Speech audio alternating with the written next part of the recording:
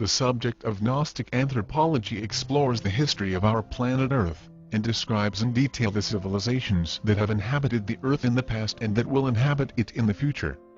Gnostic anthropology is radically different than what present-day historical, anthropological, and archaeological texts teach us, and is best studied with an open mind and with the help of inner meditation.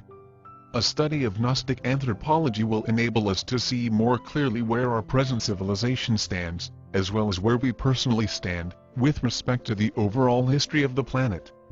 History repeats itself is a profound statement, not only because social and political incidents seem to recur, but because larger cosmic cycles and events also repeat themselves. These major cycles determine the final destiny of humanity, and by understanding them we are able to grasp where our civilization is headed. Gnostic anthropology is primarily concerned with the major races of humanity that inhabit the Earth at different times. Every planet must support 7 major races of humanity, called root races, during the planet's existence. After these 7 races have emerged, subsisted, and dissipated from its surface, the planet becomes a lifeless moon. During the previous cosmic day our moon was a planet full of life.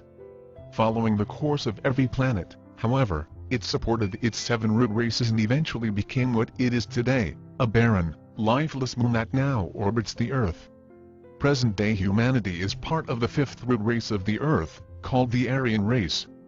The first root race was the protoplasmatic race.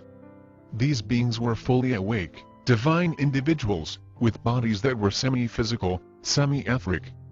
They were androgynous beings, having neither male nor female sexual organs. They lived on the continent of Thule, which was located where the North Pole is now found. The second root race was the Hyperborean race. These beings lived on the continent of Hyperborea, in what is now northern Europe.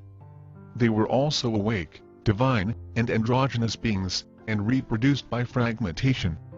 The third root race was the Lemurian civilization. The Lemurians inhabited the great continent of Mu, which was found where the Pacific Ocean is now located. The first half of the Lemurian race consisted of beings that were hermaphrodite, whose bodies had both sets of sexual organs. The splitting of the sexes into male and female occurred during the second half of the Lemurian civilization. The fourth root race was the Atlantean race.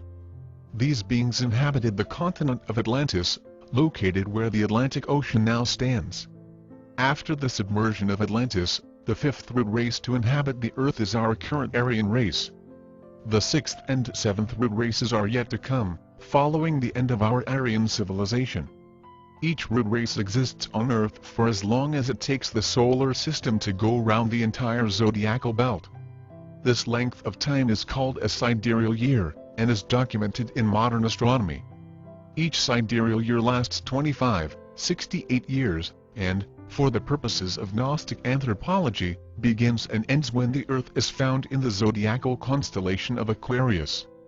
The Earth stays within each constellation for 2164 years before moving on to the next. Following Aquarius it moves to Capricorn, then to Sagittarius, and so on. At the end of the sidereal year the Earth completes the cycle by moving from Pisces back to Aquarius. On February 4, 1962 the Earth passed from the constellation of Pisces to that of Aquarius, and we thus entered the Aquarian Age. During its lifespan over the course of one sidereal year, a root race undergoes 4 seasons, or ages: a golden, silver, copper, and iron age. During the golden age, no member of the race possesses the psychological ego. It is a true golden age, and during this period the esoteric mysteries are alive and flourish. The psychological ego begins to take form in the silver age. It is still a noble period, but the mysteries have begun to lose a bit of their light. The light of the mysteries continues to diminish in the copper age, as the ego expands, while this light is almost completely gone in the iron age, when the ego is fully alive and present. This relationship of the ego with the 4 ages began with the Lemurian civilization, and recurred again during the Atlantean and Aryan races. A root race begins at the start of a sidereal year,